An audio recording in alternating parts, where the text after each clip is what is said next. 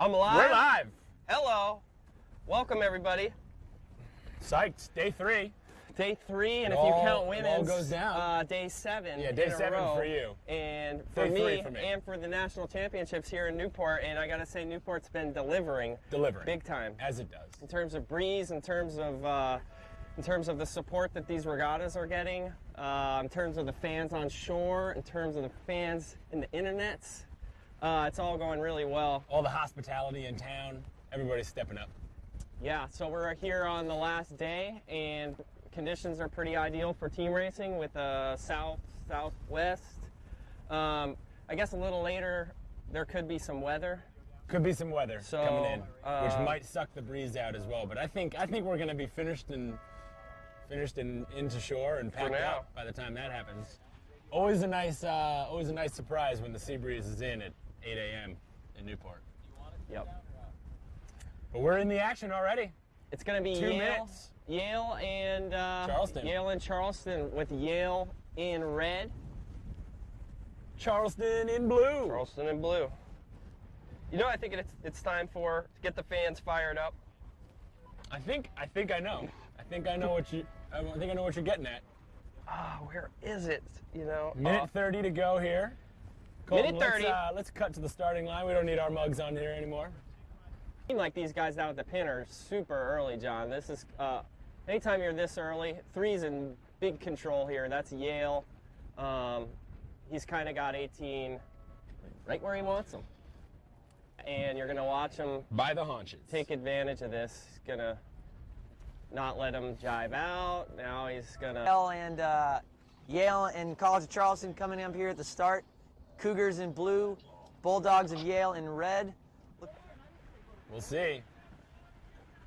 17 saying one hit the mark. We'll see what the umpires saw. Be a gutsy call for the umpires. One of those two umpire boats was definitely in a perfect spot to see it. I saw a head tap of the umpire. Which means contact. Boat 1's going to be spinning. Ooh. And 1. 17 and 1, both spinning. Wow. So that's got to be that they feel that one hit the mark. Who's got the better 360? 17 also failed to keep clear of 1. Oh. So 2 turns for... 2 turns. Ooh, umpire. The umpire's in the way. Make it turn. Good job. Good job by the umpire getting out of the way. Didn't really make a difference. Yep. Pretty much. What's happening elsewhere in that race? Synchro on the circles. So dead even in the back. Fairly even. I'd say Charleston has kind of gotten themselves back into this race, right? Like potential three seconds after the start, it looked like it might have been 1, 2, 3. Here we go. If 18 slams there, then Charleston's playing 2-3. Maybe 2-3-5. Yeah, I actually think that 17.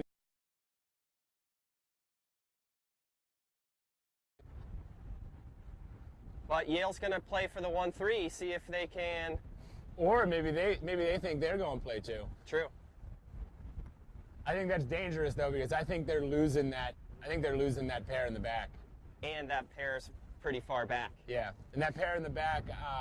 I don't know who is in the blue boat. I know it's Malcolm Lamphere in boat 1. In the screen. Maybe Ryan Davidson in 17. Looks like Ryan Davidson has won that, and they are dropping play 2. I mean, yeah, they're thinking, the Bulldogs are thinking they're play 4 here with a 1-4-5. The Cougars obviously going to try to make that play 2 happen. Yeah, really luffing that jib hard just to try to get that one blue boat back really deep in the 6, but we got a Cougar luffing on him. And then we've got a change in the front of the. Yeah. Oh wow. Yeah. Up here on the. Yale's lost the 1. Yeah. Yale has lost the 1, so they're going back to try to get on that pair with their teammates. So they are now going to go. And the Cougar boat's going to follow. They're going to switch to play 2, try and go to the 2-3-4, and the Cougars are going to try and go to play 1. Typically, don't see this much team racing on the first beat. You know, there's an easy mentality that you want to have a fleet race. Just get your team as fast as you can to the first weather mark and see how it goes from there. But clearly not the case in this race, as the Cougars are flying all around.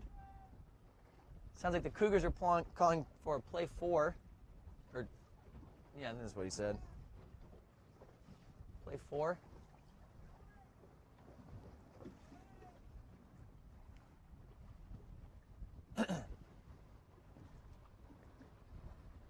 The blue Cougar boat that we can't see right now looks like they're going to get pinned pretty hard. Might end up around Mark 1 in the 6 here. But we got this pair up top really coming in with a lot of heat. Yeah, so Cougar's going to round in a 1.5-6 here. So Yale's going to round Mark 1 in a 2. Oh, hearing a protest hail. Looks like a blue boat for the College of Charleston tried to take mark room, and they're backwinding now. Don't know how that one's going to turn out, but we did hear a protest call, so we should get a flag of some degree. Blue boat's spinning. I don't think they were flagged, but heard a flag. Oh, one spinning. So we got a Yale boat spinning as the Cougar boat spun as well. So looks like the Cougars are still going to try and stick with this play 4.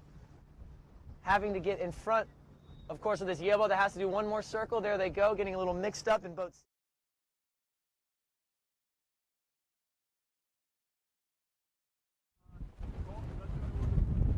No, not yet. They have a better shot. They have a better shot up there. They should stay. They should stay.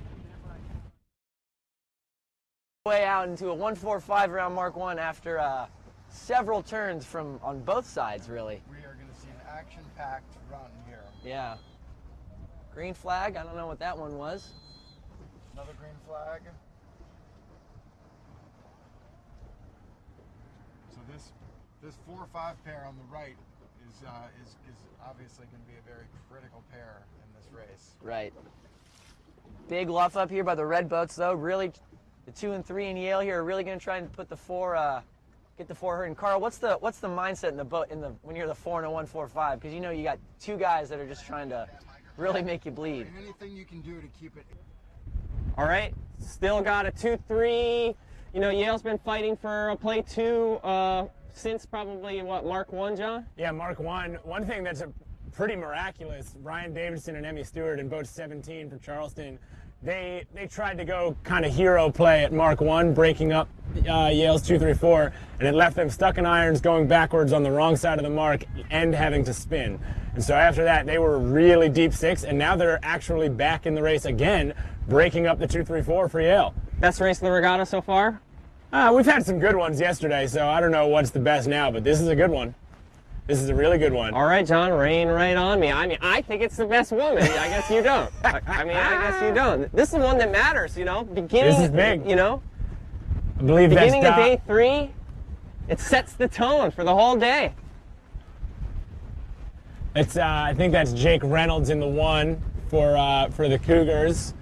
And it's going to be tricky viewing as Mark 3 is just out of range from us, but it's just on the other side of that race committee boat, and we got another race about to get going. So there's a hand up.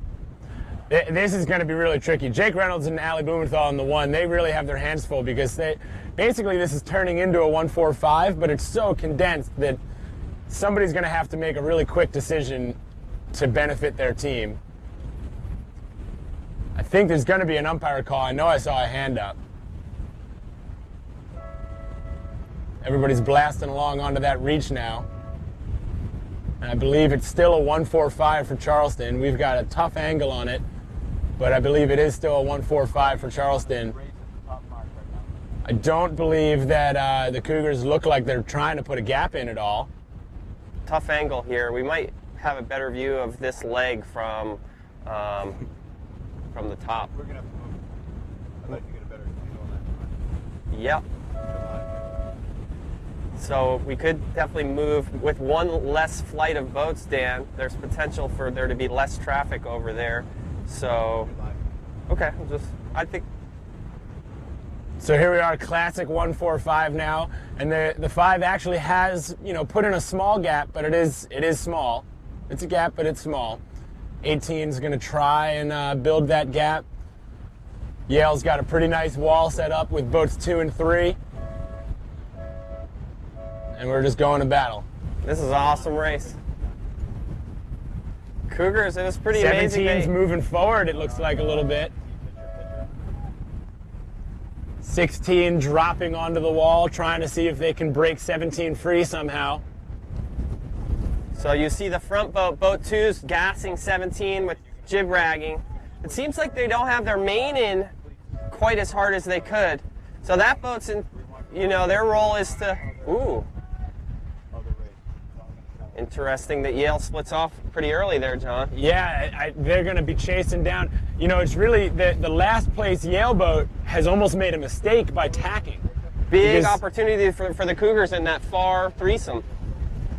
And let's see if 18 can make it last long.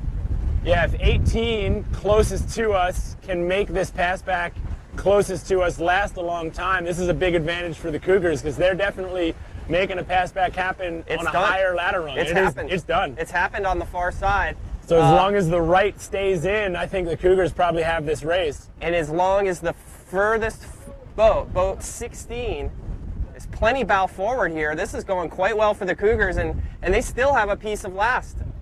Yeah, and Malcolm Lamphere in boat 1 definitely kind of making a mistake by tacking away. When he tacks away from the wall, he's making it harder for his teammates to execute the overall game plan. Here we go, though. Yale now in a bit of a seam up on the far side. Boat 2 was able to find the seam.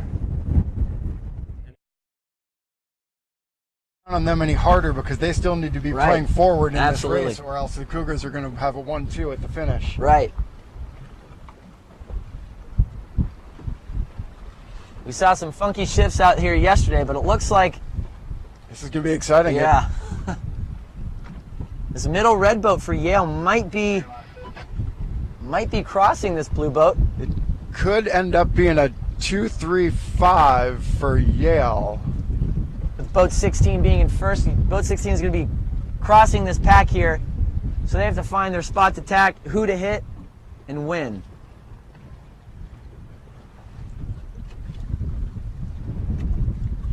Yeah, close between 2 and 16 right here. Yeah. Big cross.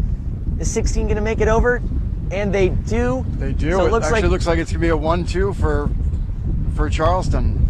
Oh, boat 17 sneaking in right here. Yep. 16, that's a 1. That's a 1-2 for the College of Charleston Cougars, giving Yale their second loss of the regatta. Wow, that was a great That was a great team race. That's just textbook stuff that we're seeing there with the two pairs. Yep, that was an outstanding last beat.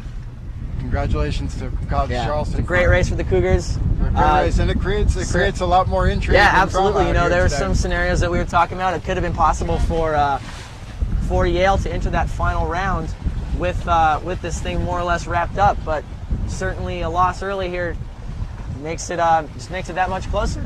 Yep, just further evidence that all these teams are dangerous out here. Absolutely. And it looks like the Hoyas in the race behind have done a masterful job of going to the 1-2-3. And just coming to the windward mark, we have. Who we got it?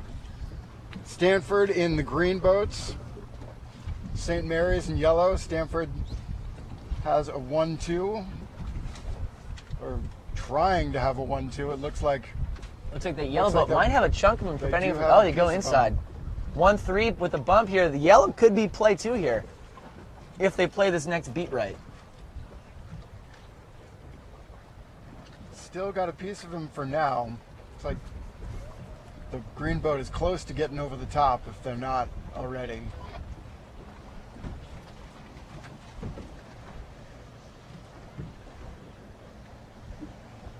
Should we move forward? Hey Sam, I think we could pull forward a little bit. We're getting a little bit too close. Yeah. Well, the weather marks are certainly higher than the finish line, so we're. It's not bad, but yeah. I feel like up there. Yeah, I'd feel a little. You just forward a little bit. I feel certainly better about that. We are right in the middle of the action now, as you can see. Stanford trying to go with St. Mary's trying to go for a play 2 here, but really having to chase down this pair out here left, boat 14 and boat 4. Stanford with a 1-2, but the thing is they don't have their third boats in the 6, so it's certainly makes it easier for the Seahawks to attack.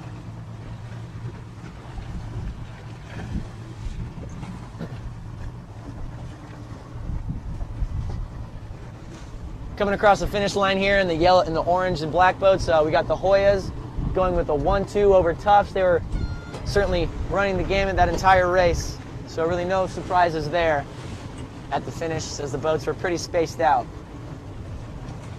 Where'd the last?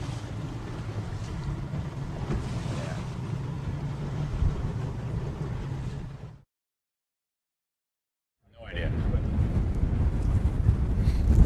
St. Mary's, though, is in the action.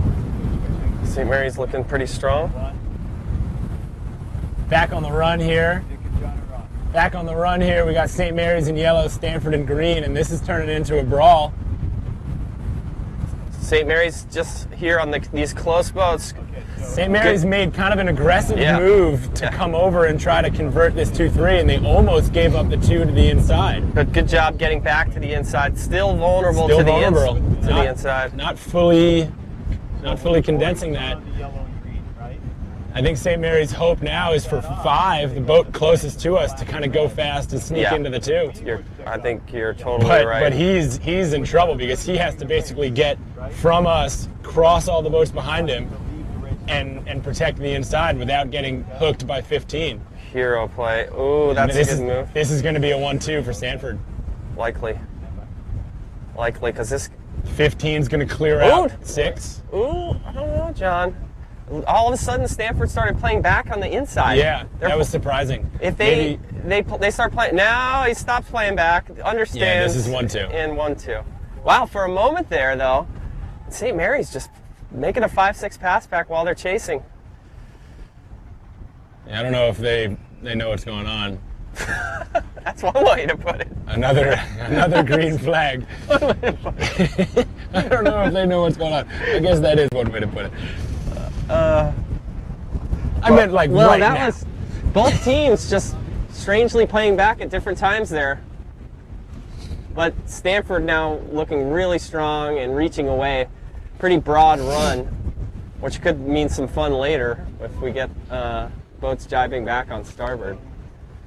But so one bit of big news was College of Charleston did go on to win that race against Yale, so that brings Yale to 17-2.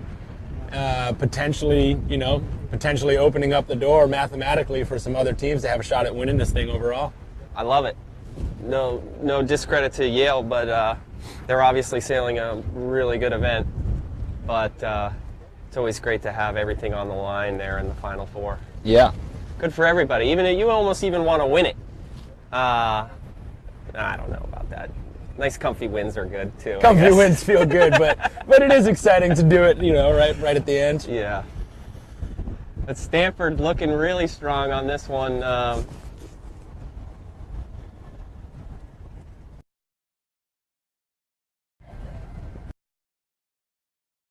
So the pairs here, 14 covering 6 on the near side. They might need a little bit of balance, but they'll probably wait to see if they have to do that later. In the meantime, they're probably just going to trust that their teammates are faster than their opponents and just kind of roll on up to the finish line. Breeze is awesome right now. This is just champagne sailing here. Sure is. A little bit of fog starting to come in.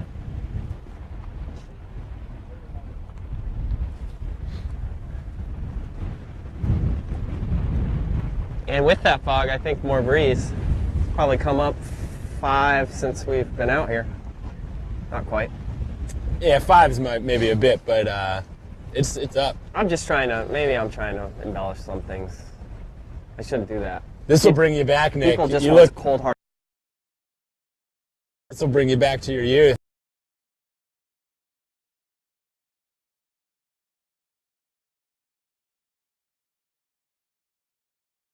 A lot of spray. I remember once going all the way out. There used to be a light out there. Like a spider buoy. Brenton Reef light.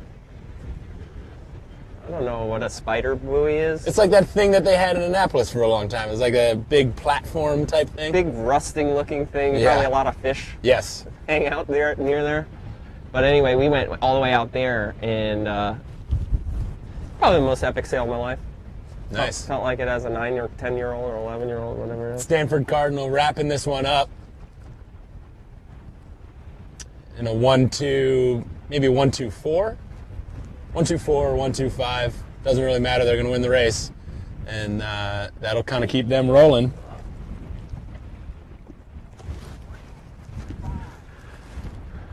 St. Mary's may now be eliminated from potentially into the Final Four.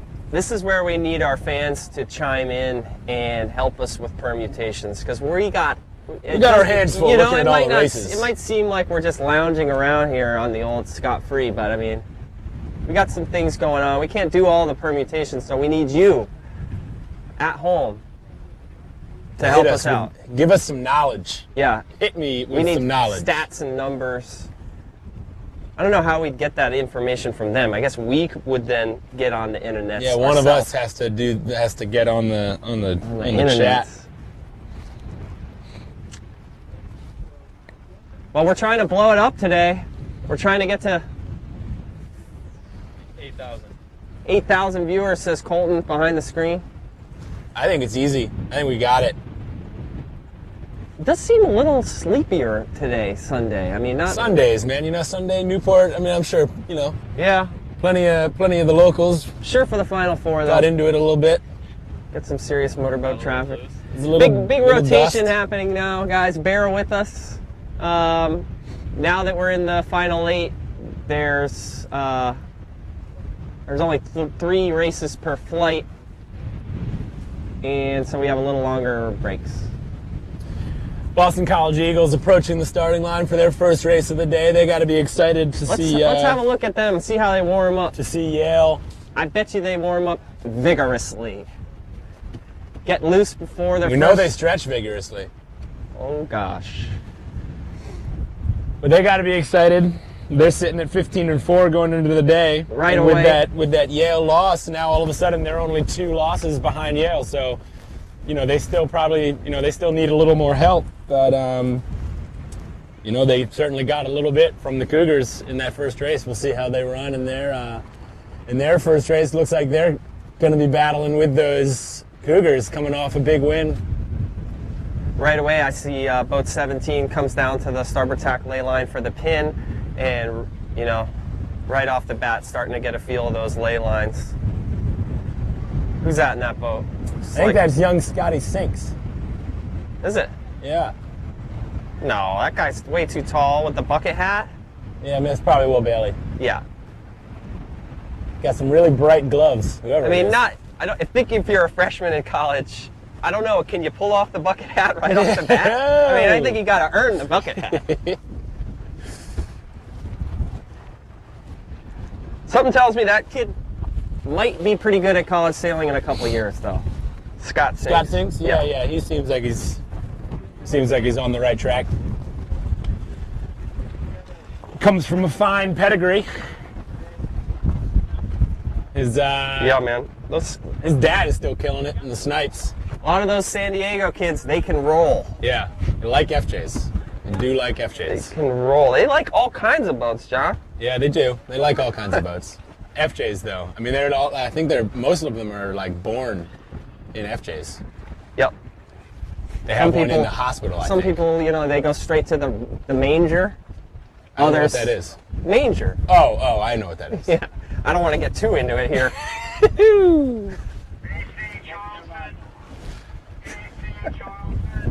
We've just been told that we are live. I think we were pretending that we were live the whole time. I hope some people at home are into it. Let's just pretend that we're live all day. All day. All day. We're bringing it.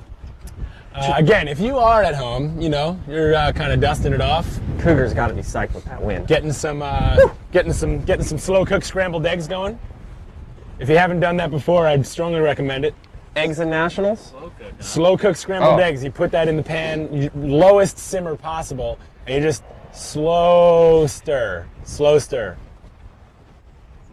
You add a little milk, a little cheese, and just slow fold it over. Take like 45 minutes, and it's just nice. We're getting loose. I learned that from John Pierce. You're getting loose. John Pierce, shout out to him. We know he's watching. He's tuned in. He's blowing it up. Last year, you have big shoes to fill, John. You are kicking butt. But we definitely have to give shout out to John Pierce last year. an inspiration to probably both of us in a lot of different ways. So many ways. And he was so fun on the coverage. He would have loved being on the Scot-Free. But he's home. He's home with his wife. Scot-free. He's home with his wife and his young baby boy, Bennett. Bennett. And I just know Bennett's going to be a chiller. Yep. Yep. But here we are, lining up another race. Who do we got? We have Boston College Eagles in blue. We saw them warming up. Vigorously. Versus College of Charleston Cougars in red. I'm gonna Cougars try and tell again you. coming off a hot win. I'm gonna try and tell you fans at home who's sailed for these people. I think John Stork usually should be the person to say these names, but I'm gonna give it a stab here, and we'll see how I do. And then if I botch it, John's gonna take over with names for the rest of the regatta. Sailing for Boston College is Will Bailey and Catherine Wysocki. We also have Charles Sinks on the roster, but I don't think he's sailing. Erica Reineke certainly is, often sailing with Katya Sertel, a local. Shout out local sailor. Raul Rios is not a local sailor, but a really good one. Not even a domestic. He's from Puerto Rico. And he can make it go in a lot of different kinds of boats, I believe, as well. Yes, that is true. Sailing with him is Alex Palfrey, often when the breeze gets up, a ninja from Duxbury, Mass. And also Allison Ferreris. She's a pride of Orient, New York. Okay. Those are your Boston College Eagles. For the Cougars of College of Charleston, we got Jake Reynolds, another San Diegan, I believe. Right, Johnny? Yeah, Southern California somewhere. I think so. Sailing with Alicia Blumenthal. She's from Long Island, just like you, I believe. Yeah, Long Island Sound. I'm not sure exactly where. Ryan Davidson, NorCal kid, I believe. Don't know the answer to that. Emily Stewart, local sailor, getting it done. Charles Reese, I don't know why it's that. It goes by Dodge. Dodge Reese, and he's sailing with Tierney Driscoll. I believe he's from Miami or Fort Lauderdale. All right. Those are your Charleston Cougars. And they're leading in at the pin. Here we are. It's all happening now. Fresh off a win off Yale, they've got to be feeling strong. 30 seconds to go. Boat 3 for the Cougars choosing to lead in. I think they might be a little early. They had to make a pretty aggressive move to get over the top of 17.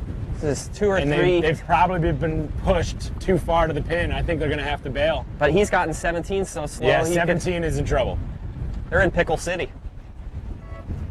Are those dill pickles? But still, this is going to be a big tack and duck for both. Ooh, that was sneaky. Whoa, 17. And he crosses. He crosses. Wow. So Will Bailey's trying to hedge his bets and draw a foul, and it kind of left him stalled out. Feel shame. That's one of those moves where you just feel shame. One should probably tack and go with 18, I think. There he goes. But 16. Oh, 2 tacked out. Too early. Slam dunk. Oh, isn't able to slam dunk. That's a little bit off the hook for the Cougars. Cougars, pretty strong start here.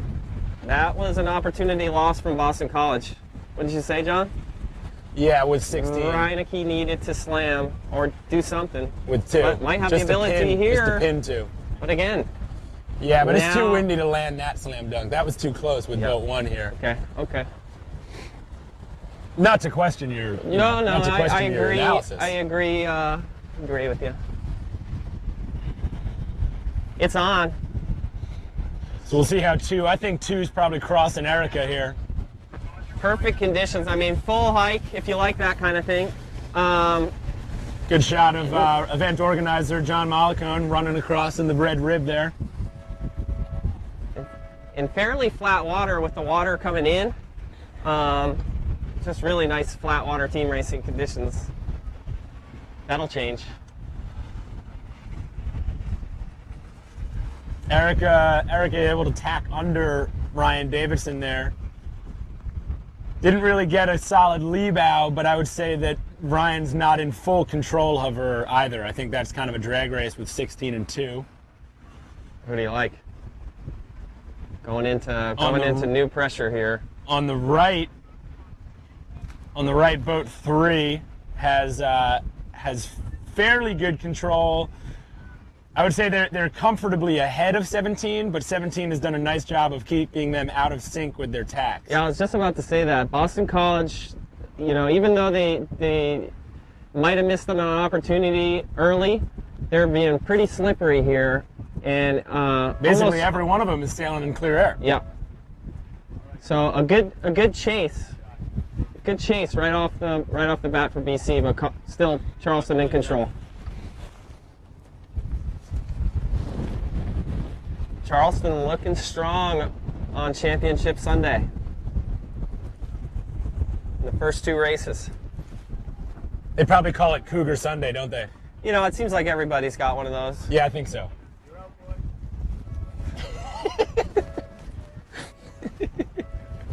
That is great. Everybody has so-and-so Sunday.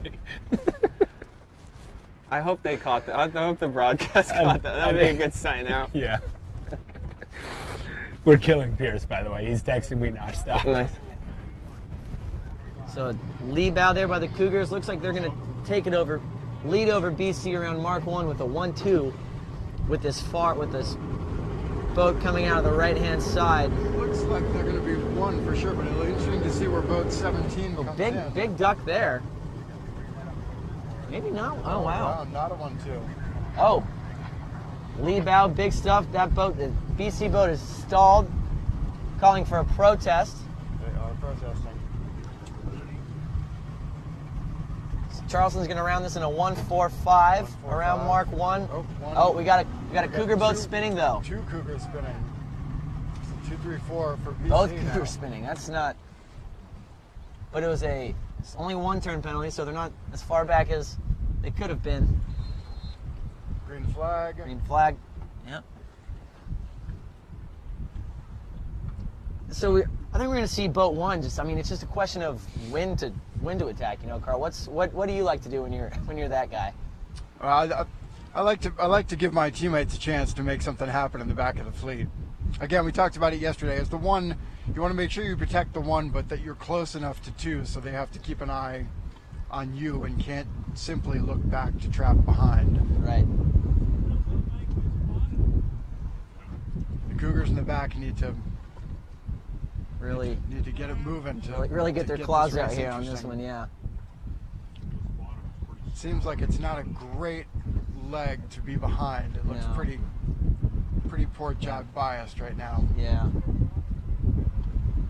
Both 3s certainly does seem to be closing the gap on 18 a little bit, but they're definitely making 18 have to sail higher than they'd like to. And 2 is just kind of not. They're not going to chase really anything. They're just going to point their boat right at the mark and just try to get around the race course as fast as possible. And you know, if 3's doing a good job of keeping 18 high, that could pay off. Just sailing less distance. They are definitely sailing more distance right now.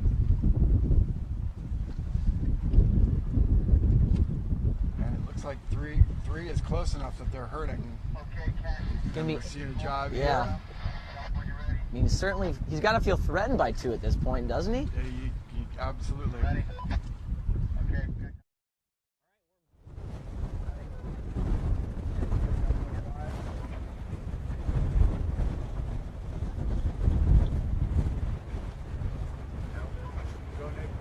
All right, we're back with College of Charleston in blue versus BC in red. Charleston. I think you have those reversed. Sorry. I think it's BC in blue. College of Charleston in red. Eagles rolling downwind in a fairly comfortable play 2. Play 2 on me. How'd that happen? I didn't see that. I don't know. We were watching the start. Wow. But sorry. Well, hopefully the viewers saw it through our killer coverage. Our gents up at the top mark. I think they did. They're doing a great job. Anyway, Boston College in blue. Looking Cougars trying to do everything they could solid in the lead with the 1 at Mark 3, but Will Bailey doing a really nice job in boat 17 of breaking the overlap and forcing the one around. And now he's staying close enough that it's going to be hard for that boat in the one to get on starboard and really do any sort of big move. Run at amok. Mark 4.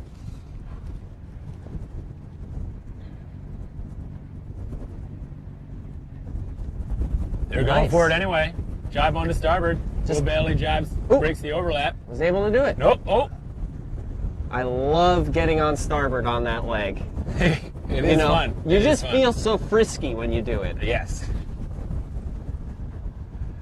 That did condense things. Yeah. It's always tough when the 2-3-4 is rounding like bow to stern, basically. Things get tough. And whoever that is in the lead for Charleston did a nice job of pinning Will Bailey. So Will Bailey not able to tack and help with the coverage scheme setup.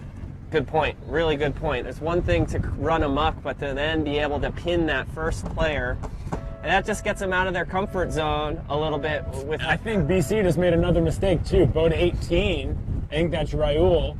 He tacked onto starboard before red number 3 tacked onto starboard. Now he's got red number 3 out on his hip, potentially gaining starboard advantage. just ducked as well. Is that an 18? 18. 18.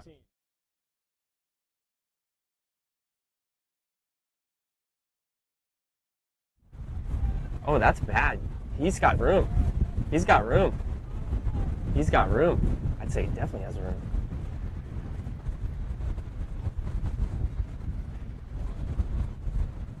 Yale, big error, stopping the boat, trying to do a mark trap at 3 boat lengths and gives up the 1. So now we got Roger Williams looking strong to very strong in the 1, 3, perhaps 4, maybe 5. Looks like 4. Yeah, 1-3-4 for Roger Williams. Let's see how they Yale. play this. This is sometimes can be a tricky combo, the 1-3-4. Looks like Roger Williams is going to do a big stuff and make it really clear who the 1 is and who the 3 is. And boat number 9, Dylan Bogle accelerates away to make sure he stays in that 4th position, doesn't allow Malcolm Lamphere to jump from the 6 into the 4. Who's their Yale's most forward player, do you know? I think that's Ian Barrows in boat 12. Okay, so he's got to be a bit of a champ turning this into a 2-3-4 for Yale. Oh, he's able to, ooh, that's going to help. That's definitely going to help. Malcolm Lamphere is maybe getting around over the top and inside. Yeah. All of that jumble up front, Malcolm Lamphere is now up into the 3. And so now it's a play 4 for Roger Williams with Dylan Vogel trying to hurt Graham Landy in the back. This is a good race. So Yale, for the 2nd race in a row, seeing probably the most kind of in-your-face, action-packed team racing that they've seen the entire regatta. Right off, and another early split here, John. Am I right? Yeah. I mean, that is twice is, in a row. And that was almost weird. I mean, I almost think that's I think that was like the farther ahead boat dropping. But the I mean, you can see it on the screen how skewed this is ladder rung wise. For sure, it's pretty easy to see on this screen. But Yale has a much better control in that forward threesome. You know, the guy who's in the 1, boat 7, doesn't have anything on Roger 10 Williams, right now. Well, Roger Williams has to look at that as a pick pass back. Yeah, and that ain't happening. 8 has to be able to get out. It's not they have to do whatever they can to get out right now. And the good thing is for Roger Williams, they're doing pretty good in the 5-6 here. The farthest right, Colton, is doing a really good job. But here we go. I'm sorry, not to put you over there. I need to have you back on the threesome on the left. Yeah. Because it has to be a pick pass back. Yeah. They're trying to do a speed pass back in FJs in 15 knots, and it's not going to happen. Ooh, the jibe out, and this is boat 8 ahead of 12, John? Not with that jibe, I don't think. No. I mean, and that's Down on boat 8, out here on the left side of our screens, right, course side right. We've got another battle. Two threesomes trying to make a pass back. Who can execute first? Exactly. It looks like advantage Bulldogs right at the moment.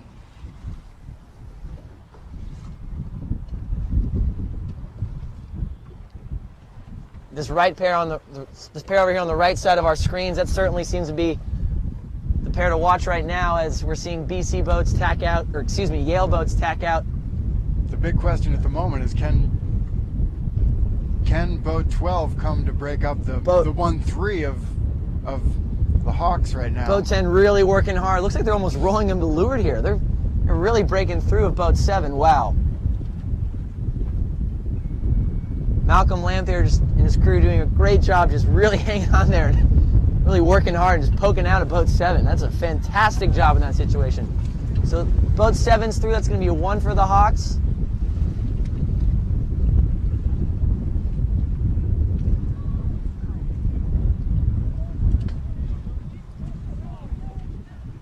Oh, it sounds like it's a 1-3 for the Hawks. Well, I think boat 10 might have finished first.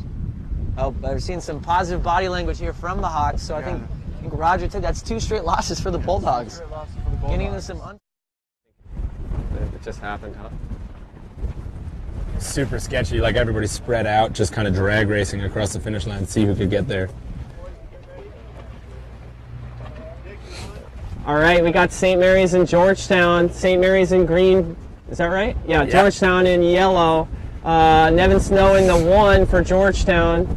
Looking slightly, it's a pretty even race here. We got a 2-3-5 for St. Mary's. Perhaps 2-3-4. It was a pretty solid 2-3-4, I think, but Alex Post and Bettina Redway in boat 4 have done a really nice job for Georgetown of just kind of going fast down this run and basically splitting the back end of that 2-3-4. I think St. Mary's is still going to round 2-3-4, and that's some of their best team racing I've seen out of them at the bottom of the marks in a while. Yeah, they've cleaned it up decently, but no, boat 4 has still got a piece and a green flag. Wow. Boat 4, Alex Post looking really well, and he bears away to keep his breeze clear.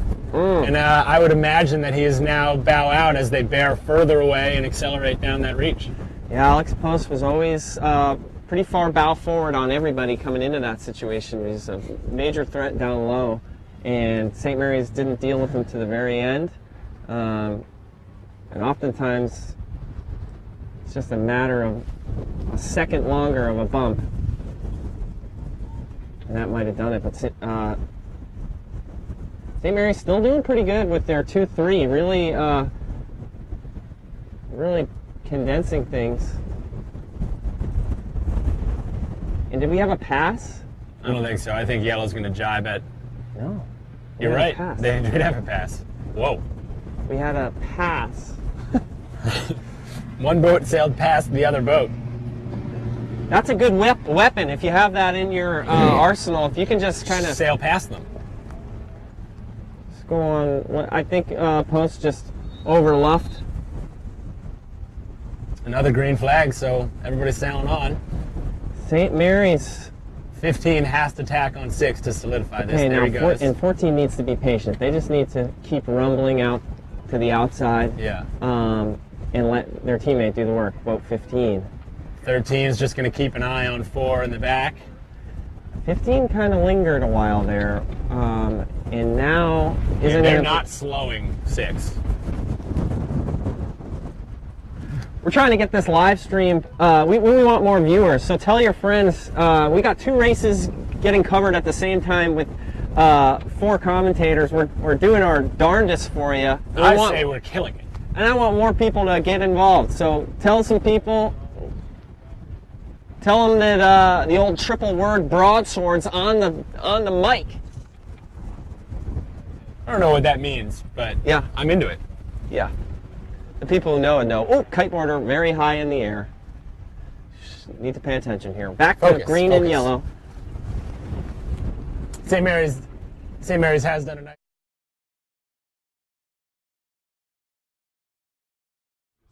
So many of these programs at their schools do have that varsity status that gives them they're fully got a full trainer, got a full weight room, and it's going to be an interesting crossing here. Oh, contact between boat 13 and 5 there. Looks like 13's going to spin. Certainly pretty straightforward port starboard, in my opinion.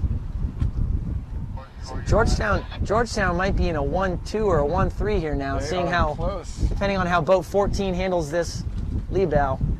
They are close. Is boat 5 hanging on to the 1 up there? I think boat 5 does look pretty safe in the 1. I don't know. The boat is pretty favored. That's true. Boat 14 might have an edge here. This is going to be very tight at the finish. Might be a big stick. 15. Oh! Wow. Looks like 2-3-5 for Georgetown. Wow. Georgetown's going to get the 2-3-5. Wow. It's the second straight race we've seen boats shoot at the line. Yeah. And certainly, the boat certainly is the favorite tack, as all the boats finished on port there. Very, very uncertain, unsettled situation. All boats just shooting to see if they can edge their opponents. Hoy is certainly needing that one over St. Mary's to stay alive with a shot for the Final Four, but just in my head and based on what I've seen in the scores, that might be the nail in the coffin, proverbially, for the Seahawks here. Might have mathematically eliminated them from the Final Four. Just not enough races left. And it's sad, all these teams are just fantastic at team racing, but only room for 4. Yeah, time is definitely running out for some of these guys. It's like musical chairs. Only so many chairs for so many people.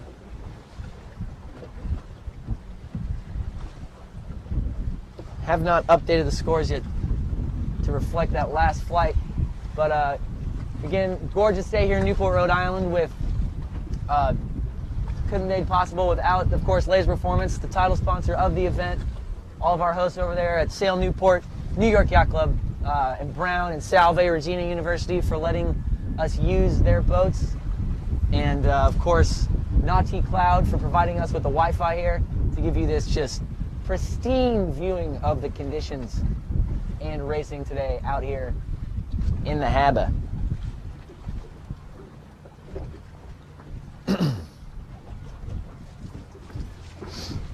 So a little bit of a break here as the boats are coming back out onto the water.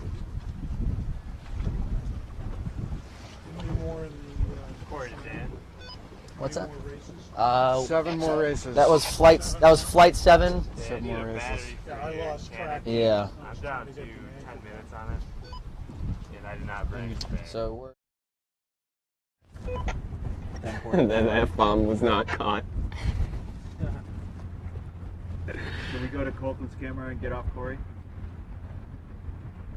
We've got. I've got the comment stream up here now. Boys, you're live. Nice. Can you talk about the black flag?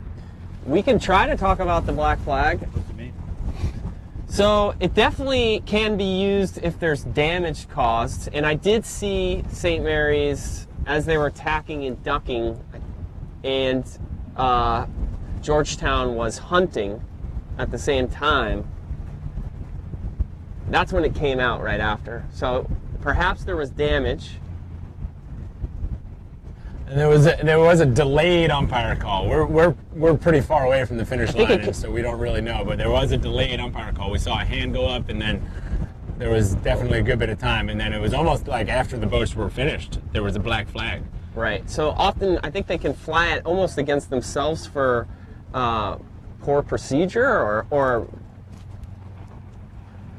At any rate, there will be a hearing. there's going to be a hearing. We can tell you that, sports fans. If you want to tell us on the live stream, we generally have tried to avoid the old black Such flag. things, yeah. I once got in a black flag hearing with Mac Mays. He's been texting me.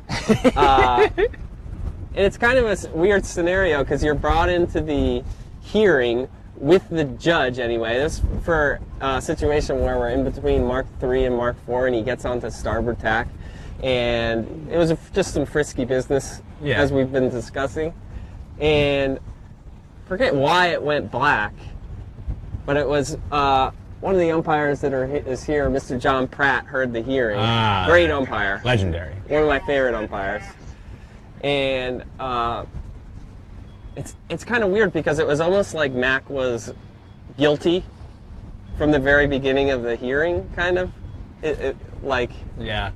Forgot exactly how it all went down, but I knew from the beginning that it was going to go my way. Poor Mac. Thanks for Unfortunately, watching, Mac. for both of those teams, for both St. Mary's and Georgetown, it's becoming more difficult to make the Final Four. Yeah, I have no idea. Georgetown, if Georgetown comes away with the win in that race, you know, they're maybe one loss behind, one loss out of the Final Four. Rubbing that sunscreen for you a little bit? What we got? In big news, the race that we could not determine the finish of, Yale versus Roger Williams won that race. So Yale now 0-2 on the day and have brought their record to 17-3 and are now only one loss ahead of the BC Eagles at 16-4. I'd say it's on. It might be on. It might very well be very much on. Everybody, or a lot of teams here playing for a championship now. Yeah, it is. This is getting good. This seems really close, doesn't it? Nice. This camera?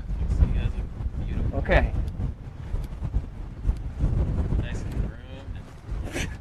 We should have spread out the beards maybe, because that's all he can talk about. Is the beards. Yeah. Yeah, young Colton has some sort of thing with our beards, which is okay. I mean, I don't blame It him. makes me feel strong. It does. It's the only Not hair the I've beard, got him. anymore. Colton, we are under 2 minutes to go to the start of Good. Thank Charleston goodness. and Tufts. It's always better when We should probably head over there. always better when it's that. You got it, boss. You're the boss. What do you think of the coverage, gang? You're the man now, dog. Are you loving it? Is it the best ever? Do you want to tell your grandmother about it? If you have two computers at home, please turn them both on. Get one going in the bathroom. Get one going in the kitchen. Laptop, iPad, get the app. Internets. Pierce, you've probably bought Bennett like an iPad by now. Should get him rolling. Speaking of internets, let's thank Naughty Cloud for helping us out with ours. It's helping us bring this coverage to you. 30 seconds to go here. Charleston leading in at the pin.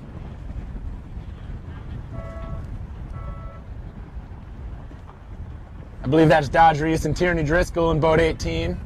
Is it going to be 4 starts in a row where we're going to have a hang Oh, up at and the 2 pin? gets a late hook for Tufts. I think I'm it not is. sure I'm not sure Tufts is making this pin. Oh, maybe they are. Maybe they are. 18 Maybe they're not. chooses to tack out and just clean. Both boats over at the committee boat end. 3 doesn't hear it, so advantage Charleston by clearing first. And Charleston, boat that exited from the pin early, boat 18, probably in the 1. Yeah. The old skiff start. Ah. You did that for a while. Yeah, some skiff starting. Although when I was sailing with Eric, we did more skiff swimming. Skiff swimming. Nice. That seems to be part of the process. It is part of the process. A lot of these sailors will probably go on to sail some 49ers.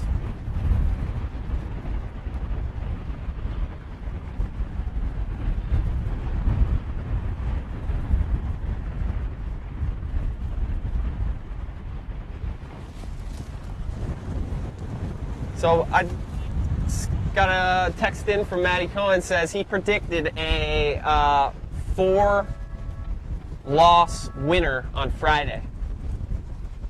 He thinks... Can he prove that? Ooh, another dial down. Lots of good conditions for a little... Some frisky dial downs.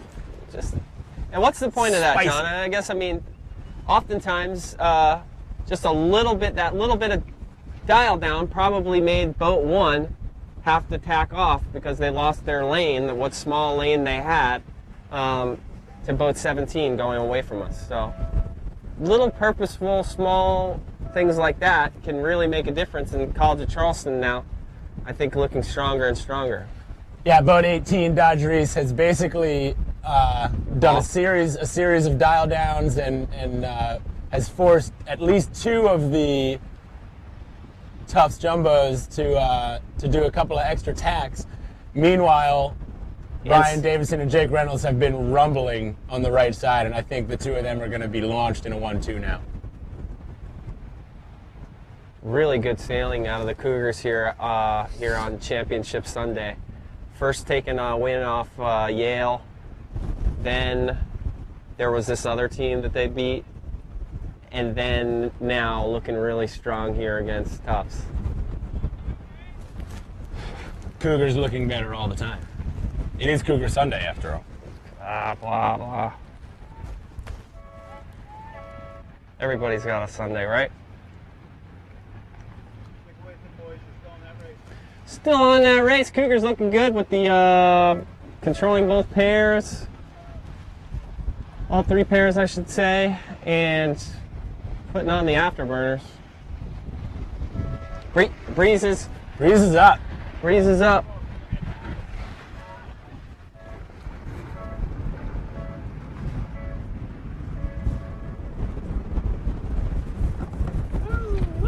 Some size 12. Teammate in first looks like they're slowing down just a little bit just to assess everything. Certainly easy to get carried away sometimes. Yep. The 1-2 and not last. Always having that ace is really a critical element here. And it looks like they might actually be a 1-2-4 coming into this mark. Yeah, 1-2-4 for the Cougars. You see them slowing down. Oh, boat one tacking, maybe establishing some room there. Yep. If you tack into that overlap in the zone, certainly you've acquired. Yeah, and we may have a spin in the back of the fleet. Cougars are spinning. All right, things are getting a little bit more interesting here. 1-3-6, the winning combination, sure, but wouldn't be the most stable combination. We are going to see a lot of action at this mark. We saw a head to wind left there by a jumbo who got themselves totally stopped. Totally stalled, and enough to get the third Cougar boat that was third into two. Still though, no ace for the Cougars, and Tufts is close enough to really kind of get a shot at breaking this up. Yeah, they're definitely close enough to keep things interesting on the run. Mm-hmm. It's a long run too.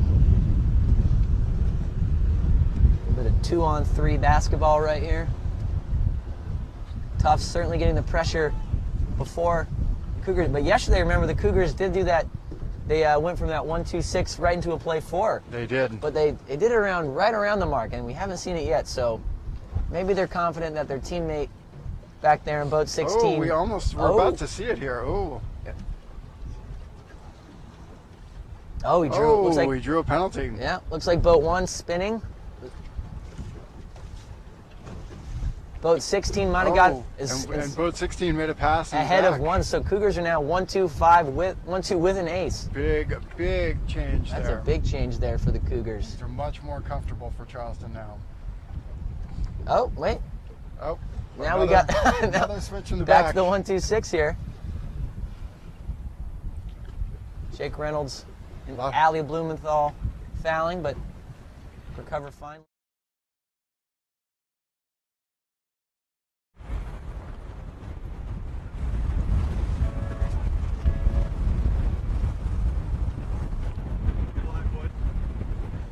Boston College and Yale going at it here pre-start with 10 seconds to go.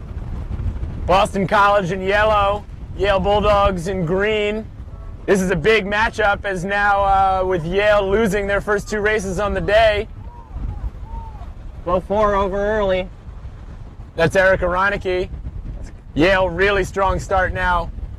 Boston College has a boat over and bow back with their other 2 boats. Malcolm Lamphere may be fouling. Third race in a row, perhaps.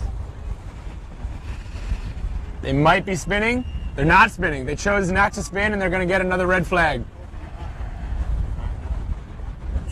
Oh. Wow. They got a red flag at first. No, that was Erica got the red flag, and I was surprised that he didn't get red flag there. I guess the umpires thought that that boat 6 tacked on starboard so close to Malcolm that the only way for boat 6 to not break a rule was to duck him. Yeah. So as a result now, Yale Bulldogs in firm control of this race. Really, really good performance for them off the starting line. They needed this, John. You know, 2 losses in a row, and to be able to be cruising in a 1-2-3 right now is going to cool them down for sure. Yeah. And certainly, I don't think either of us have ever doubted after those 2 losses that they, took the. No, we knew they'd be just fine. This race obviously had a lot of weight coming into it, with BC only sitting 1 loss behind Yale coming into this race. But at the moment, it looks like that will grow to 2 again. I see.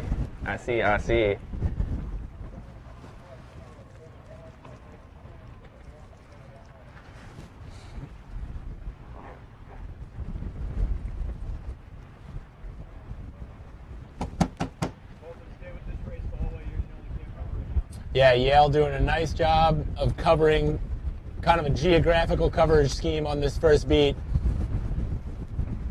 Graham Landy, furthest left, he's the only one who's doing any sort of slowing. And everybody else is running away. And I mean, this is going to turn into potentially the biggest blowout that we've seen almost. I mean, since the Final 8 started. I mean, these green boats are going to be really, really far ahead. Yale's another team when the breeze comes up, I'm thinking it is going to be pretty strong, sailing in a pretty open water venue. Also, another kind of interesting wrinkle to this whole program is that when the Final 4 starts, we're going to be switching to Z420s. That will change things.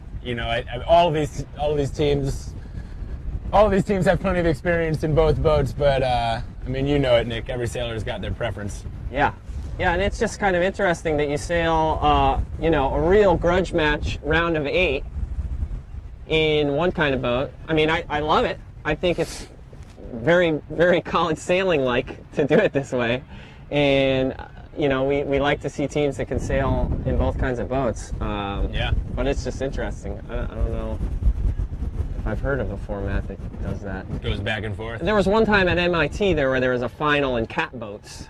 Yeah, I sailed in that final. Nice. And it was a great time. Nice. So I mean, it happens, but we'll stay with the green and yellow. Should we? Well, we'll stay with the green and yellow because that's what the producer tells us to do. But I'll give you a quick update from the leeward mark. Keeping the pressure on at the top. 18-17. That's 1-2 right there through the line. Oh, so at the bottom of this court, at the top of the next race, we see. We got Yale in green, BC in yellow.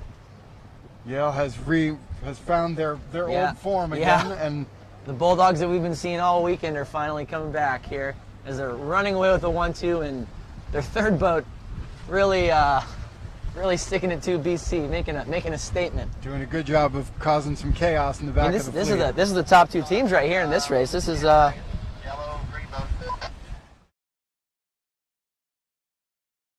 boat lengths. And Stanford cruising up the last beat in a 1-2-3. If this holds up, Yale will be moving to 18-3 and extending their lead by 2 races over a tie for second, as Stanford will move to 16-5 and BC will drop to 16-5.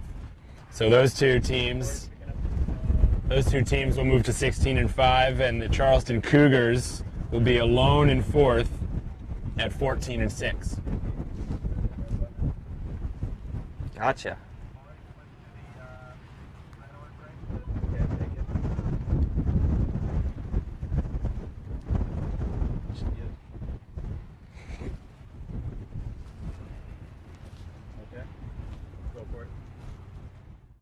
That was a major. That was just. It's a game of inches, Carl, and. That was a major duck there. They certainly seemed to be in control of that pair until right then.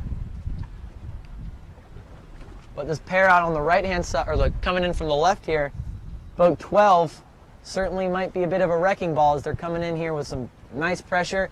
We're seeing Stanford start to rag their jibs just to try to balance it as much as they can. Oh, and boat 8 tacks underneath. Is 8 going to get a cross of 1? 11. We're seeing a protest. looked okay to me, but umpires certainly had a better perspective of it than we did.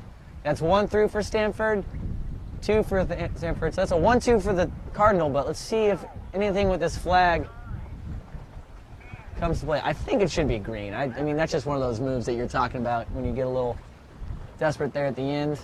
Try to make something happen.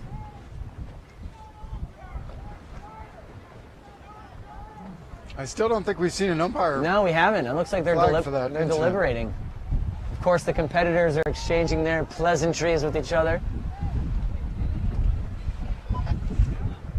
Oh, looks like now we see a green flag. So it's going to be a 1-2 big win for the Cardinals and, frankly, a big loss for the Hawks. They needed a win there. They did. It's going to put them at 7 losses.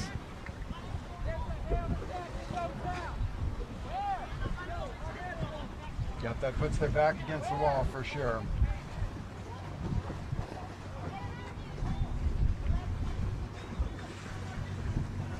Got some girth. Got some real girth. Okay, you can go with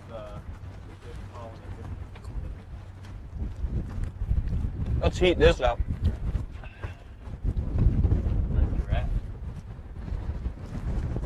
Burritos are my favorite. Killing it.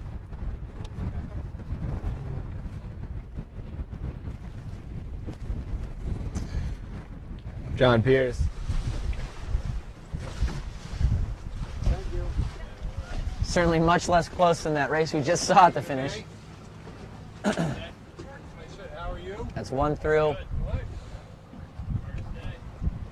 Yep. Looks like Yale is regaining their form that's been taken to the front of the fleet so far. Yeah, they made that win against a very, very talented BC Eagle team look very routine. That was yeah. So a win there should be enough to clinch the the Bulldogs into that Final Four group. Yeah, the Bulldogs are through.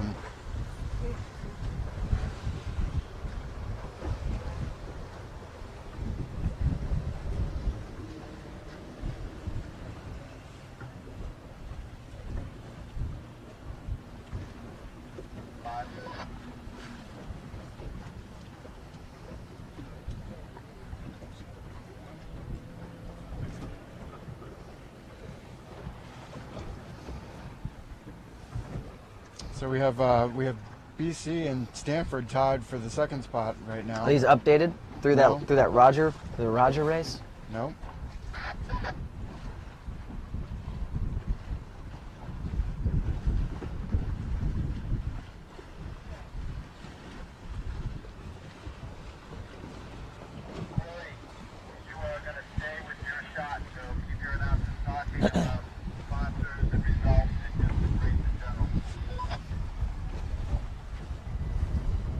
Yep. So it looks like the Bulldogs have clinched a spot into the Final Four, and don't have an update on the score at the moment, but I believe BC and Stanford are currently tied for. I think Yale still only has 3 losses to BC's 5 now with that last race. Right, BC and Stanford tied for second. But we got Roger Williams and Georgetown coming up in this next flight. Both of those schools tied at 14-7, just on the outside looking in right now. But a loss would certainly put an end to their season. And so that puts College Charleston currently in the 4th spot for the moment. Right. Still a little bit of racing left. The College of Charleston's got St. Mary's in this next one, and we got BC and Tufts to close out the flight, and then of course that Yale and Stanford race. Yeah, that final race, Yale versus Stanford, is going to be a big one. I think that's going to have just huge implications because that could be one more loss for Yale going into that final round, making that final round that much closer, or a win for Yale might just be just the opposite. Give them that buffer that they need, a little bit of breathing room. It's certainly nice going into a round of 4 like that with 4 of the best.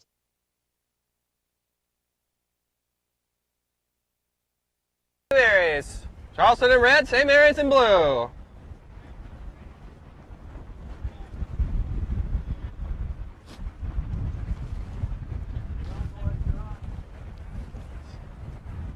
Charleston in red, St. Mary's in blue. About 30 seconds to go to the start here.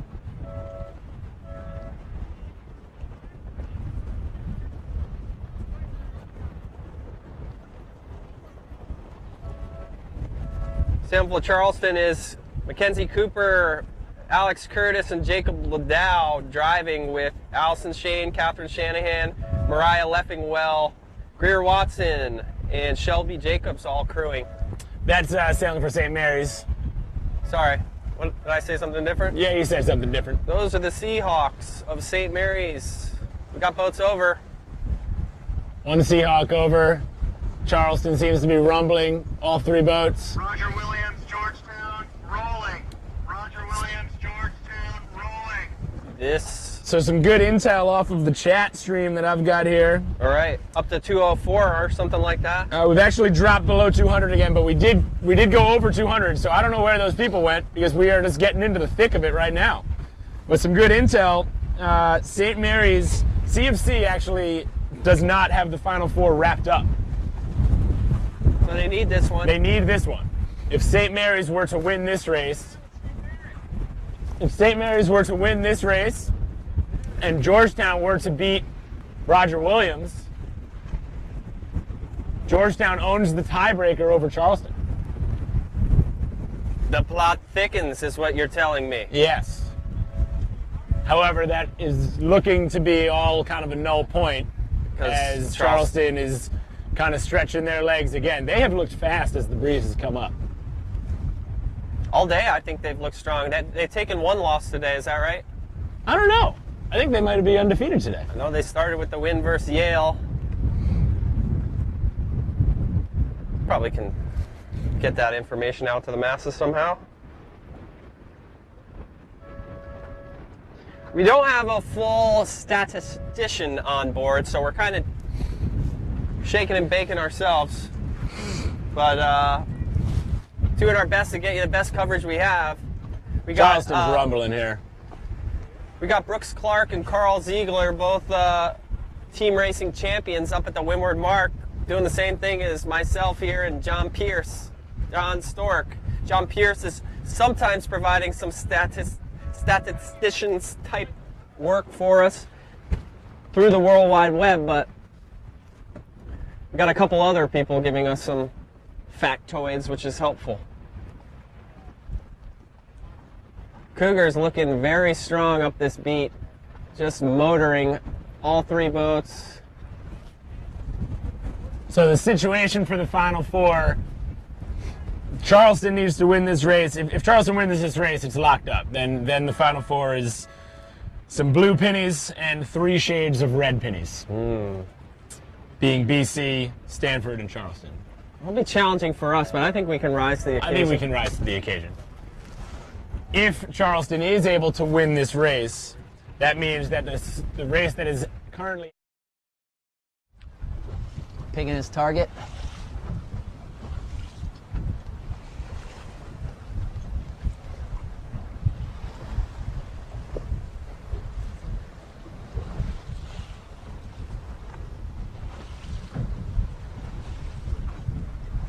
This is the last full flight of this round, followed by one Yale-Stanford race. So 3 races left. I think Charleston's going around this in a 1-2 with a pretty nice gap behind them between the 2 boats that are going to try and break up that play. But, oh, wow, boat 1 getting in there. Oh. St. Mary's boat is spinning, it looks like. Yeah, they're driving around. That was messy, but it certainly gave the College Charleston top 2 boats a green flag there, so no penalty, and Cougars certainly have a little bit of runway here to try to take off.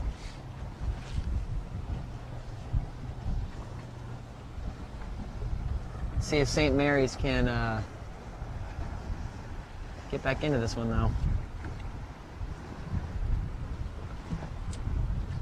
Yeah, it's always tough when when you're trying to mount an attack and you've got an opponent right behind you attacking you. In fact, that the third Charleston boat just did a great job of rolling over the top of the St. Mary's boats. And we might see him jibe there and try to take out, just get three. two boats behind him instead of just the one.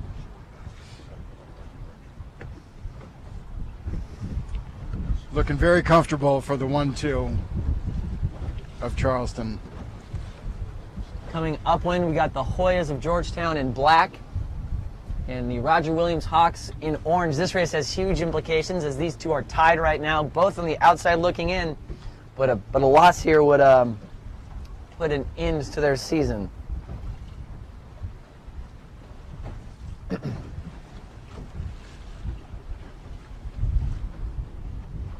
Looking very. Ready, bro. We got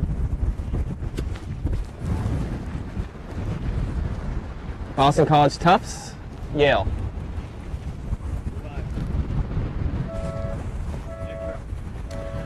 Tufts in yellow, Boston College in green.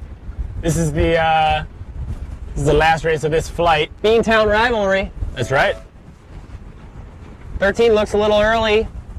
Tufts has no shot at the Final Four, but at this point, every race really, really important for the Eagles. They want to be champions. This one's a must. If they want to win this regatta, they got to win every race from here on out and hope that some more people beat Yale. Great job from Tufts, leewardmost boat. Great job putting Will Bailey in boat 13 in a pickle. Yeah, he's in some trouble. And that was all boat 4. And Tufts looking slightly more advantaged, but not by much, with boat 15, Erica Reinecke. Forcing a duck. Yeah, making a difference there. Good even start. I imagine this race will be a good one. BC is the championship's on the line with this one.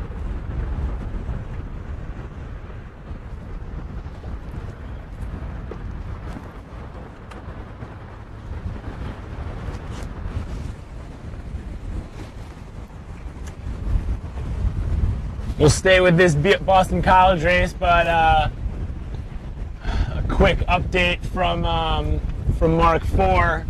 College of Charleston still rolling in a pretty sizable 1-2.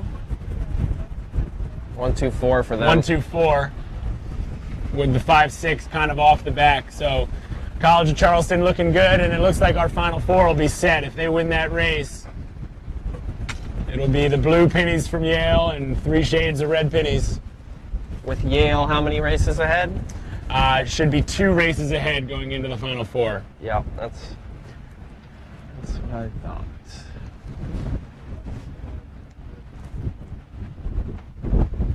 But we still have 1 flight to go in this round, and Stanford and Yale meet.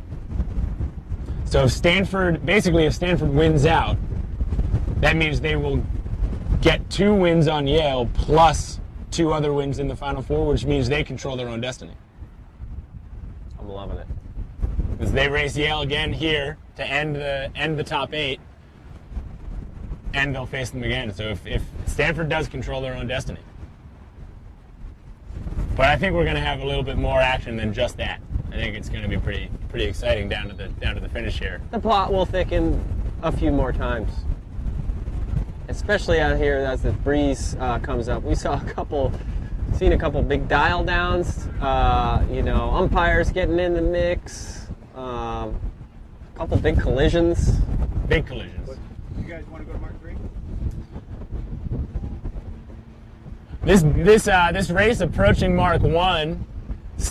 As the breezes come up, this has really turned into sort of a drag race, this first beat. Everybody's just trying to hike hard and go fast. And a lot of times the plays don't really determine themselves until pretty late in the beat. Tufts with a good start. It does look like Tufts has the 1. Tufts might actually be 1-2 here. That should do it for the College Charleston. Good sailing for them today. Yeah, fantastic. They've been on fire this morning. And then I think they've only lost 1 race in this round, maybe 2. Over to the windward mark. We see another battle of from NISA. Boston College in green, Tufts in yellow. Again, Tufts really trying to play their spoiler role to perfection here. Seeing flags, got an eagle spinning. An eagle spinning. It's going to give the Jumbos a 1-4-5 here around Mark 2. I'm going to go to you, Nick. Tell me when you pull the match. Pierce wants air horn during Stanford Yale. Orange flag, go. All right, so Georgetown's leading on the offset from Mark 3 2-4. 1-2. In black over Roger Williams. It was Georgetown had the majority of the control going into Mark 3. Then Dylan Vogel and his crew get spun for ooching. They were trying to break a tie going into the zone, and that put them in a little bit tighter situation, and Georgetown cleaned it up really well after. There was also some hooting and hollering about mark room. Roger Williams thought that the Georgetown boat was setting a mark trap too far out, and therefore perhaps owed room, but that was quickly green flagged by the umpires, and Georgetown sails on, looking pretty strong. 3-4. That was a fantastic maneuvering That was a great job. by, I believe that's Will Bailey and his esteemed crew. He's showing some fantastic boat handling there. Wow, that was great.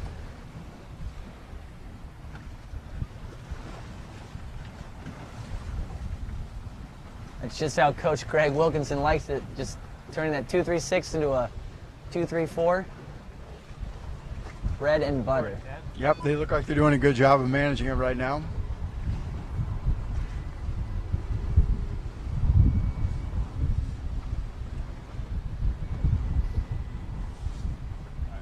Very balanced, doing a great job here, just keeping it super simple.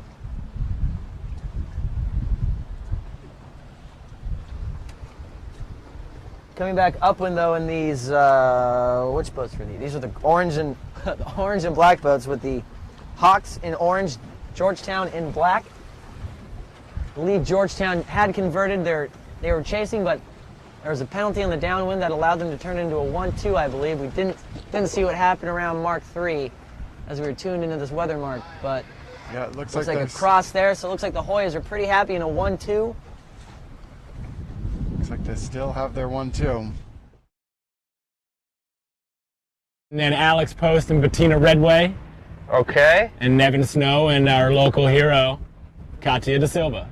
That's Nice the starting work. 6. Nice work. I don't even have to look at things. Wow, you're nailing it. How do you get there though? It's the Regatta homepage. Regatta homepage. Regatta homepage is where you get those sailors' names. If we're not providing it enough, I'm sure most of you guys have have one screen for the. We should probably be talking about the race at the Leeward Mark. Oh, is that what we're on? So, Tufts was leading. Really? But the Eagles have really done a nice job of shaking things up, and now they're actually probably going to go play one pretty quick here. Erica Reinecke in the 1. Is that a green flag? Yeah, green flag. I'm surprised that they came out of Mark 1 and Mark 2 so solid. I don't think it was solid. Okay. But I think it was a winning combination, but not solid. Seemed to be kind of a drag race for positioning down the run. The Eagles coming out on top. But it's still not really a done deal. Rael Rios taking the low road on that reach and getting out from underneath that Tufts Jumbo, the lead Tufts Jumbo, and now Erica's in the 2. Still and they will be sailing on, and they do have the 4 as well.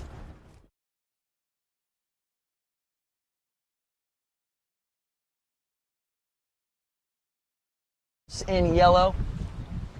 PC rounding Mark 4, still hanging on to that 1-2.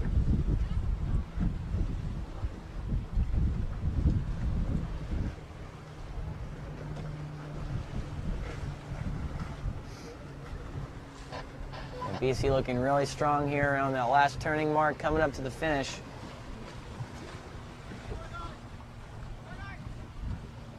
The stage is certainly being set for this Final Four.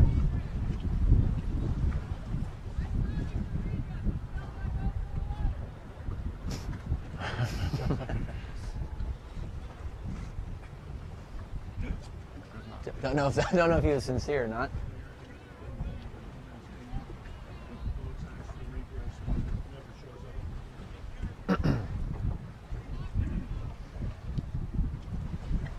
Yeah, BC just doing what they've been doing all weekend, just executing and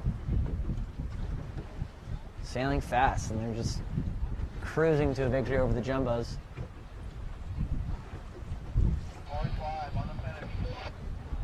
Just big credit to the Jumbos out here too. I mean, they've been certainly a home. They're probably a fan favorite, just an underdog squeaking in here with a sail off and knocking off Yale and Stanford early on this round and losing some very tight races to some of the other top teams. And they've demonstrated they deserve to be here. No doubt about it. They obviously had a little tougher start to the regatta than they would have liked, but they're where they belong right now. Kenny Legler always does a great job of just churning out top team racing talent, and certainly showed this weekend.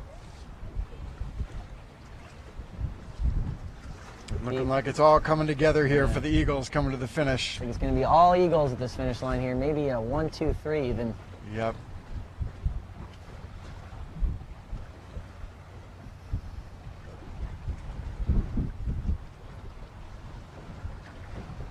So with that win, that's going to get the Eagles into that final round. We still have one Yale-Stanford race left. But I think, if I'm looking at these right, yeah. So we're going to have Yale. Yeah, the Final Four it's is set. It's going to be a Yale, Boston College, Stanford Cougar Final Four. Certainly the teams that have been at the top of the standings and finishes all. I mean, no real surprises up there. That's for sure. I think the biggest surprise so far today has been Yale taking 2 losses early on and really making this thing gonna make it a show. Yeah, no, again, it just shows that all these teams are high quality and anybody's capable of winning and losing. Right. Also creates a little bit more intrigue. Yeah, intrigue in this Final Four, no doubt about it, and puts a lot of importance on this final race of this round 2 between Yale and Stanford. Yeah, absolutely. A loss for, yeah, exactly. That's the difference between 4 losses and 3 losses right there. We see Yale and Stanford are just taken to the course again for this final race. 1:30 to go in the final race of the top 8 round robin here. This is a big one. Yale versus Stanford. Stanford in blue, Yale in red. They probably could have done a better job assigning those colors. But this is a big deal. Yale, if they come out with the win in this race, a little early on that, Nick. Sorry.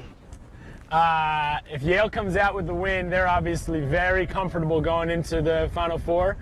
Meanwhile, if Stanford comes out with the win here, that allows both Stanford and Yale to control their own destiny, as it brings Yale back to within 1 win of both of those teams.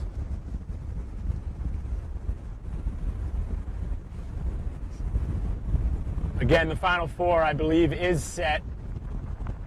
Yale, Stanford, BC, and Charleston.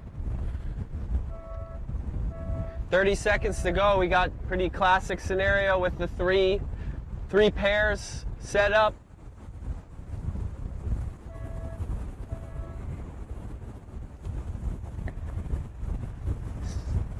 I think Yale's in trouble in boat 3. I think Yale's in trouble at the boat 2. I think they're late. There's only 10 seconds to go here. Oh, 18's early. 18's got to slow down just a touch. Is 3 going to get a piece and force them over? 18's clear. Great start from 18. Great start in general for the team, I'd say, for the Stanford team. Whoop, but they're going to take a turn. Oh, they're spinning at the boat. And now here's a question. He announced he was spinning. as a red flag was coming out, it looks like the red flag went back down. No, Nope, red flag was up, and now he's got to do 2. The umpire told him you got to do 2. He announced he was spinning, but I guess the umpires decided it was too late and he had taken too long. For the spectators at home not familiar with the system, basically umpires make calls on every protest that is not exonerated by one party on the water. So if there's a protest and, you know, let's say 5 seconds go by and it's clear that no one is spinning, then the umpires get to make a call. And they get to wear those striped pennies. That's true, which is great. I think it's a new addition this year. A good addition, I'd say. They're So not just tough break for Stanford having that one boat. I think that might be Kieran spinning off the line. That's you don't want to dig yourself a hole against Yale. any kind of disadvantage. They seem to make it hurt. But that said, they have a good chance at a 1-2 right now. With 18 leading out to the right side, and I believe 17. is 17 is, I think 17 is pinching off. We're having some side swell difficulty here. Colton, can we focus on the race, Colton? Yeah, we gave it to them already. I think we're shooting the sky.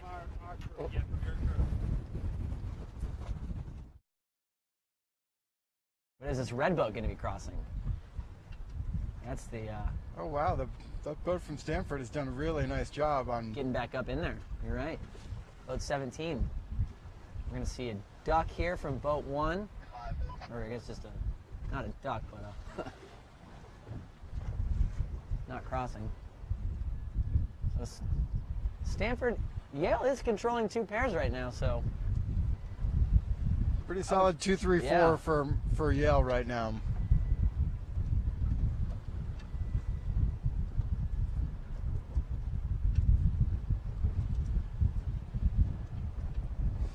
Again, like we've seen a number of times, that boat from Stanford that's in a deep 6 is really problematic for the Cardinal.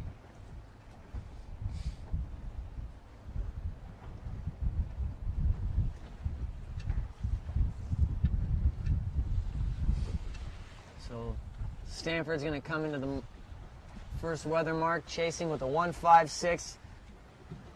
But the third Yale boat, the guy in 4th, he's not as close to his teammates as he should be. I don't think. I think they'd be a little more comfortable if he was right behind him. But especially with the 5 and 6 so close. Maybe not so much the 6, but the 5 is certainly right there. Boat 17 should be able to put a good amount of pressure on them.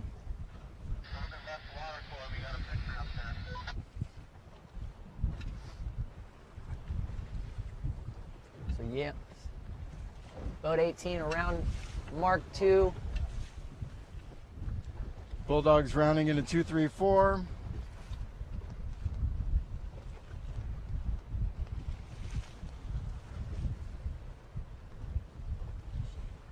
Comfortable gap behind him now, 5.6. They were use some of that boat speed that they have Yep. to get away from him on that top reach.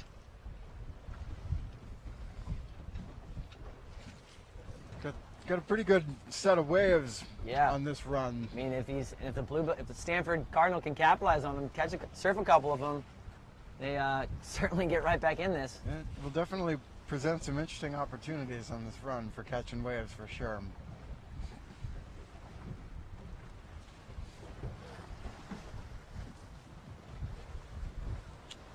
And looks like boat 17 has been able to put some fair amount of certainly pressure close the gap on boat 2. on boat 2. Close enough to commit to sending it high on them, try to get their teammate in 16 through. Yeah, he's certainly Jibe there. he's certainly affecting them at this point. You can see boat 2, Graham Landy, coming up pretty aggressively, giving boat 16 a chance to get back. Yeah, we're good right Yeah, we're good right now.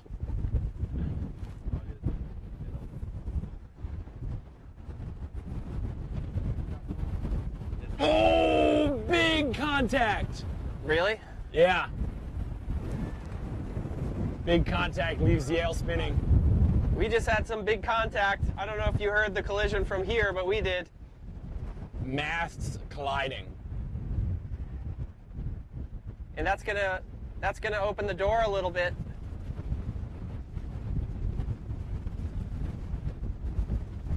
Stanford making a charge here on Yale.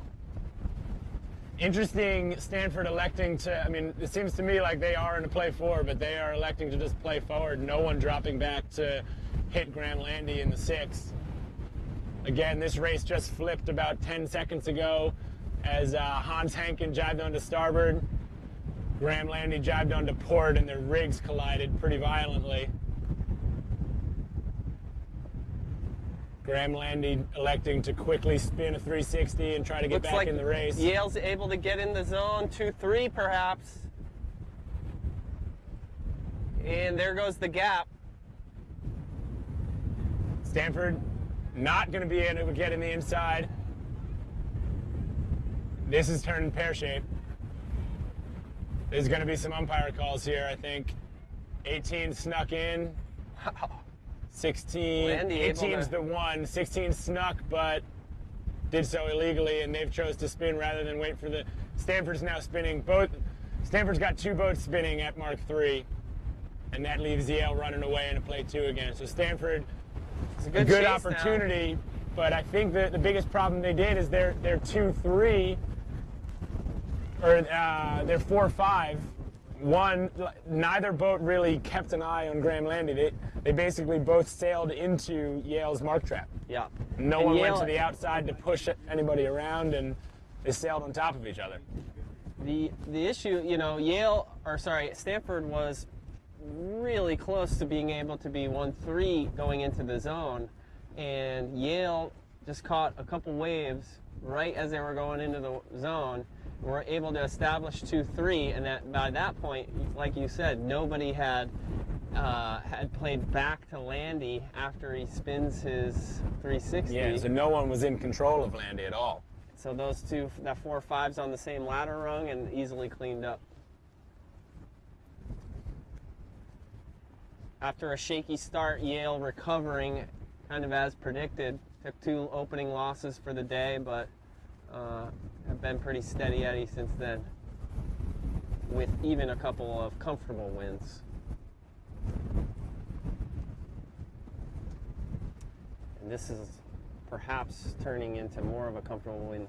But interestingly, yesterday, a lot of these second beats, a lot of 2-3-4s were broken up at a certain time when the current made 2 sides of the race course pretty differently. We're set up in a pretty similar place, so it'll be interesting for the final 4 when we have a similar water perhaps to see how much a challenge it is to keep those 2-3-4s intact. Yeah. It seemed to me like yesterday also a lot of teams were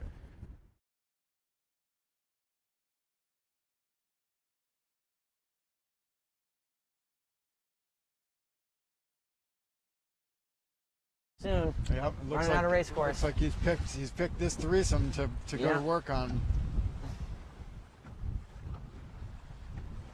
That Yale boat in the middle luffing their jib on him just to try to slow it all down.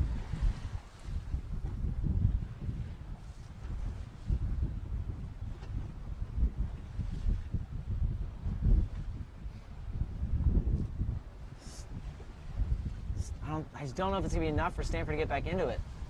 It might just be too little, too late. I think it is. Yale's looking really strong here.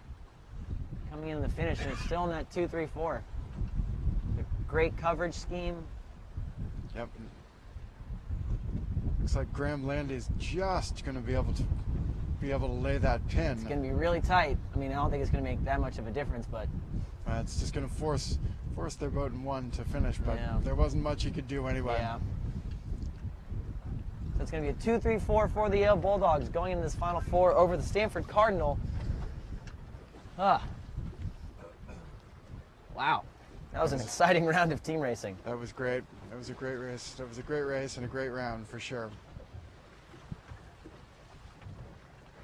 So more to come in the Final 4. The picture is painted. We have Yale, BC, Stanford, and the Cougars in that final round. 3 losses separating first and fourth. So certainly plenty of room left here for some excitement, some shakeup in the standings. So let's see what happens here as we advance into this next round. I believe it was going to be in 420s, but I haven't seen any sales, so they might just... It was always me and you, shaping up and shipping out.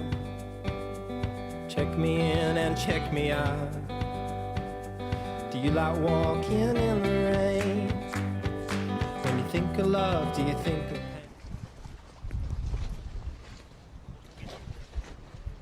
Jerry, you can take the mic. Okay, yeah, perfect. Yeah, just keep that out.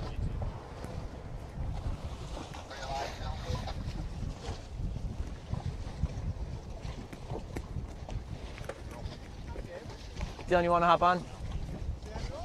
How are you? What's going on? I don't know. You throwing any flags today? Just out of goodwill? All right, so I'm here with So I'm here with Dylan Pava. He's one of the umpires here at the Lays Performance Team Race Nationals. Dylan, certainly always great to get an umpire's perspective from what's going on. You know, we see what we see from up here. We got Nick and John down there. Tell us what are you seeing? You know, we've seen some really great team racing in this round of 8. I've been really surprised. Even the bottom, you know, the kind of 7th, 8th place teams in this regatta right now have still been mixing it up with the top teams. It's been really great to watch. Yeah, definitely. Like teams like Tufts and St. Mary's certainly chipping away from those top teams. What have we been seeing from the competitors as far as we've seen a couple flags thrown? What were some of those calls about? Today, the calls have been mostly about people, you know, losing control of boat handling and just kind of making mistakes.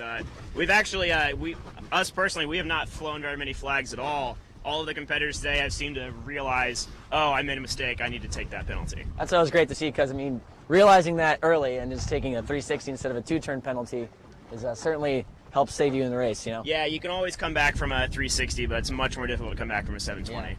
And what are we going to see in this Final Four here? What are we?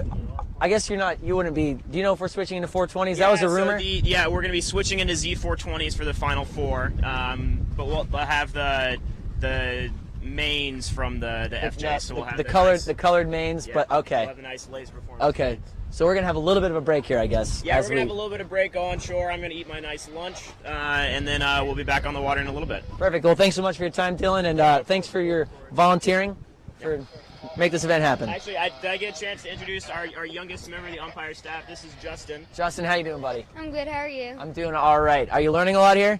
You like team racing? Yes, I love it. It's my favorite out of fleet racing. I love it much more than fleet racing. Awesome, that's great. And Dylan, yourself, just out of college sailing, and you're just right back into umpiring. Yeah, you know, it's a way for me to give back to the sport. You know, college sailing gave me a lot over my 4 years, and I'm happy to give back in any way I can. And that's certainly why he won the 2013 Sportsman of the Year, his senior year at Old Dominion. So, Dylan, thanks again for your time, and we're looking forward to watching this next round with you. That's great. Thanks. Bye.